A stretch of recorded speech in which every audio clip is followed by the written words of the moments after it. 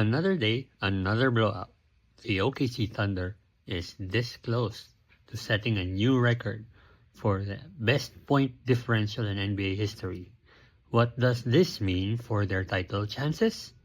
Huge! The Thunder are blowing out the competition by an average of 12.7 points. If it holds, it's the new all-time record. Haters would say, regular season pa lang. These stats don't matter. Well, think again. The 1972 Lakers hold the current record with a winning margin of 12.28. Next is the 1971 Bucks with an average win margin of 12.26. Followed by the 1996 Bulls at 12.24. Then there's the Warriors of 2017 with a winning margin of 11.63.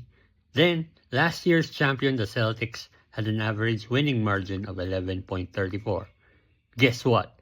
All those teams ended up champions on that same season they dominated. Now, can the Thunder follow suit? Kaya eh. When the game slows down in the playoffs, the top defensive teams usually thrive. And sino ba naman ang best defense this season? Thunder, di ba? Okay, see you in June.